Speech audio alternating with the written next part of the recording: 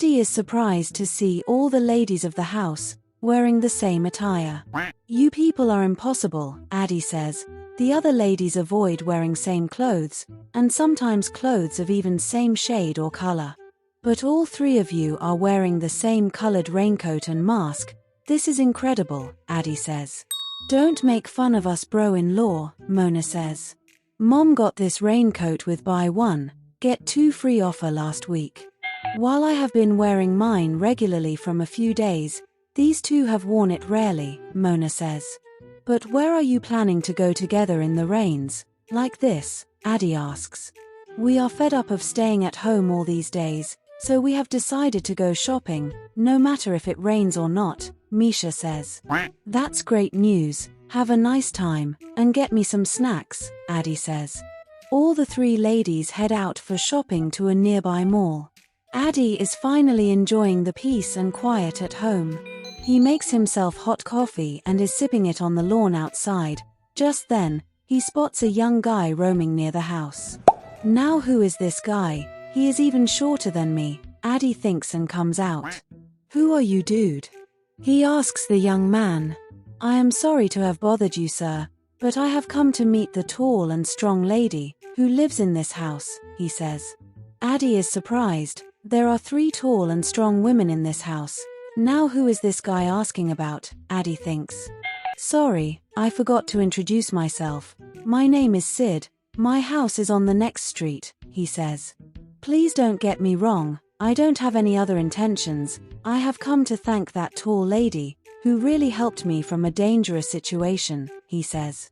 Tall lady, you say? What was she wearing? Addie asks. Well, she was wearing a black raincoat and a mask, Sid says. I still don't know her face, despite the fact that she carried me cradle on her arms, and even on her hip, Sid says in embarrassment. Addie is in disbelief. Now listen to me properly, young man. Tell me correctly what happened, Addie threatens.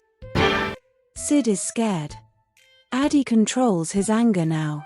Look, you say that you are from this locality, so don't worry, I won't harm you, Addie says.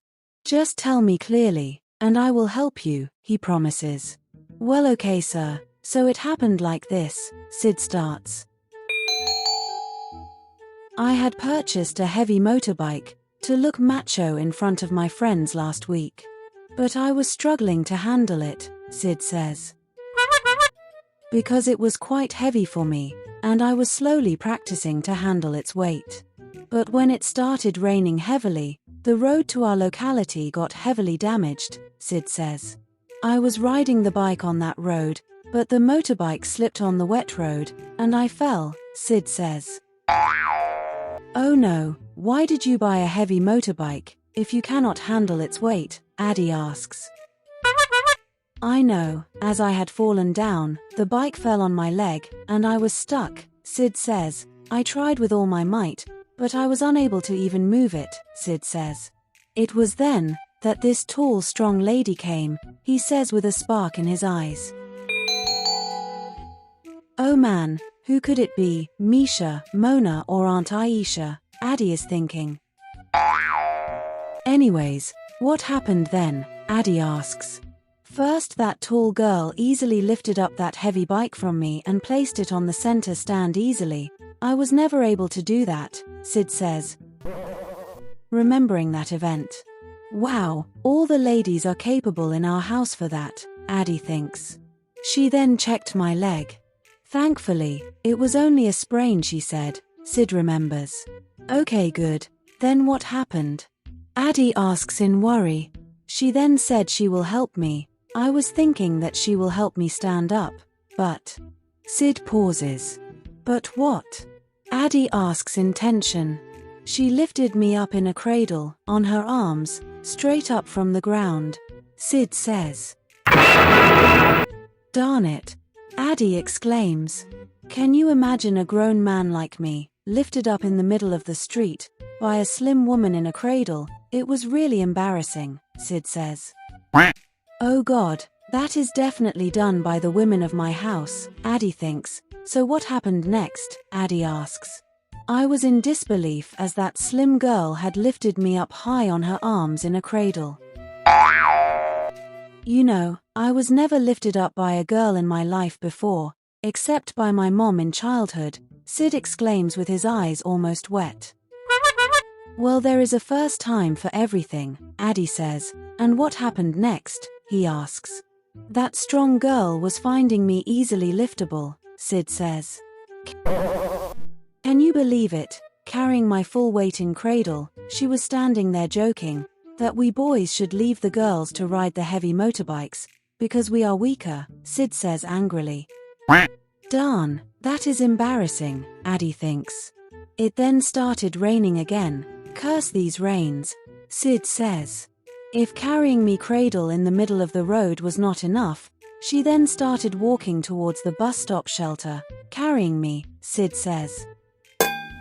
I feel a chill running in my spine whenever I remember the scene, Sid says, almost crying. Oh God, Addie thinks. So what happened next? Addie asks. Can you believe that she carried me cradle on her arms and climbed the steps to that bus stop? I mean, how can anyone be that strong? Sid says. She placed me on the seat of the bus stop, down from her arms, only after we were safe from the falling rain, Sid says. So, that strong girl is also protective. It looks like my wife Misha, Addie thinks. So then what happened next? Addie asks. I removed my jacket, as it was dirty with mud, but then, I was shivering in cold, as it was raining, Sid says. Okay, then what happened? Addie asks. That girl simply lifted me up by my armpits, and placed me on her hip, Sid shrieks in grief. Darn, I can understand that feeling perfectly, Addie thinks, remembering Aisha auntie. She lifted me up like a kid, and was carrying me comfortably on her hip. Can you believe that? Sid says. She then hugged me, as I was lifted up on her hip, and said that this will keep me warm, Sid says. No one except my mother had ever carried me on her hip, that too when I was a child, Sid says with despair. Addie starts feeling a little warm from inside hearing him. So what happened then? He asks. She lifted me up so comfortably on her hip for so long, I started feeling sleepy, Sid says. The cursed rain did not stop at all for a long time, and that girl in raincoat and mask lifted me on her hip all that time, Sid says in desperation. God forbid, if I had fallen asleep while carried on the hip of that tall girl, it would have been a disaster, Sid says. Addie is speechless hearing this. She lifted me up on her hip for so long, her perfume was coming to my nose, and I think the hot air from my breath was also reaching her. It was really embarrassing, Sid says. Finally, when the rain stopped, she put me down and offered to drop me to my house, riding my bike. I was surprised, Sid says. Wait, what? I thought none of the ladies know how to ride a motorbike, Addie thinks. She not only started the bike, but also did a wheelie and took the bike out of the pool of mud, inside which I slipped and fell, Sid says. Addie is hearing him with full concentration now. I had never imagined that girls could handle a motorbike so expertly, Sid says. Okay. What happened next? Addie asks. That tall girl then parked the bike near bus stop, and came near me. Do you know what she asked next? Sid asks Addie. Well, how could I know? Addie replies. She actually asked me to get on her back in a piggyback, since I was standing above on the bus stop, Sid shrieks. Then it must definitely be Mona, Addie thinks. She even turned around and pointed me to get on her back, Sid says. Since I was already limping, I thought maybe she will support me using her back and help me walk, but when I got on her back, she easily lifted me up piggyback with a bounce, Sid says. This was so embarrassing. I was lifted up cradle, on hip and now piggyback by the same girl, all this within an hour, Sid says in desperation. And not only that. She carried me piggyback, and got onto the bike seat lifting her one leg, with me still carried by her, Sid says. It was by sheer luck that nobody who knew me passed by that road. Sid says. Oh man, what happened next? Addie asks. She rode the bike with so much confidence and ease, I was shocked, Sid says. As she was riding the motorbike fast in the drizzle amidst the fog, I held on to her waist tightly, as I was sitting behind. And suddenly, I realized that our roles have reversed, Sid says. She then drove the bike to my home, and, Sid pauses. And then what? Addie asks restlessly. She carried me piggyback to the door of my home. You should have seen the face of my mom when she saw her grown son carried piggyback by a tall slim girl on the doorstep of our house, Sid says. I was really embarrassed in front of my family members, Sid complains. And not just that, she climbed the stairs all above, to my room, carrying me piggyback, and put me on my bed. While my mom was shocked, my little sister was giggling, looking at the scene. And from then since, she is behind me, wanting to carry me too always, Sid complains. Oh man, that is really embarrassing, Addie says. But anyways, she really helped me, so I came to thank her, Sid says. Fine, I will send your thanks to her. Now stop snooping around my house, Addie says. Oh yes, when she was at my home, carrying me piggyback up the stairs, she dropped her golden bracelet. I came to return it back, Sid says and hands over the bracelet. Addie is shocked looking at the bracelet. Darn it. This bracelet belongs to my wife Misha. I had gifted this to her myself. It means she is that tall biker girl who is roaming around the town, carrying grown men, Addie realizes in shock. Huh? Oh man, this is unimaginable. Why would Misha roam around, driving bikes and carrying men around like this? I mean, when did she even get the time for this? Addie is wondering. Anyways, thanks for listening to me, Sid says. And that bracelet seems expensive, so I thought I should return it back, Sid says. In fact, I was not getting the courage to speak to that tall, strong woman who lifted and carried me to my house like that, again. So I am thankful that I met you, Sid says and leaves thanking him. Addie is totally confused. It is raining now, and Addie is waiting in the house. Mona, Misha and Aunt Aisha return back to the house, still wearing the mask and raincoat. Addie is fully disturbed, but he does not bring the topic with Misha, as Misha is fully tired and falls asleep immediately after dinner, leaving him alone. Addie thinks to speak to her when they are alone in the house. It is morning now. Addie and Misha are still sleeping on the bed because they have not slept properly for a few days. Mona and Aunt Aisha prepare breakfast and help the kids get ready and then help them catch the school bus. Addie and Misha are still sleeping. When Mona knocks on their bedroom door, Misha opens the door yawning. Hey sis, I have an extra dance class today, and Mom is planning an outing with her old friends.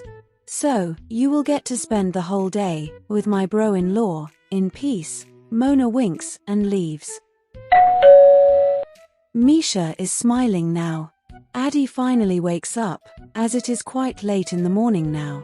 Wow, the house is really quiet. Looks like nobody is here today, Addie thinks happily. Addie now gets into the bathroom yawning. Misha is inside holding a toothbrush with paste and is about to start brushing her teeth. She is still feeling sleepy with messy hair when she notices her husband enter the bathroom. Good morning, my baby. Come close to me, my husband, Misha says and raises her one hand. As Addie comes close to Misha, she grabs him by his waist and pulls him towards her. As he comes closer, she bends from the side and picks up his full weight on her hip. Addie is now inside the bathroom, in front of the mirror, lifted up on a hip lift by his wife. Misha, who is wearing a night suit, is now standing comfortably, carrying her husband on her hip, and brushing her teeth in the bathroom. As she is done brushing, she hands out her husband's toothbrush to him. Finish brushing your teeth soon, my husband. We shall have breakfast together, Misha says, while still carrying Addie on her hip. I can finish my work, if you will put me down, Addie says. That is impossible, my husband, Misha laughs, as she is still carrying Addie on her hip. You know, I recently realized that after all these years of marriage, I carried you for the first time, only a few days ago, Misha exclaims, looking up at Addie. Addie is feeling worried now. Fine, so what is the problem here? Addie asks. Of course, it is a big problem, Misha says. Can you imagine that I had not lifted you up at all, for all these years since marriage? This is unacceptable, Misha says. So I have decided that I will carry you the whole day today, to compensate for all the missed opportunities I had for not carrying you all these years, Misha announces. No, Addie shrieks, as he is still lifted up on a hip lift by Misha in the bathroom.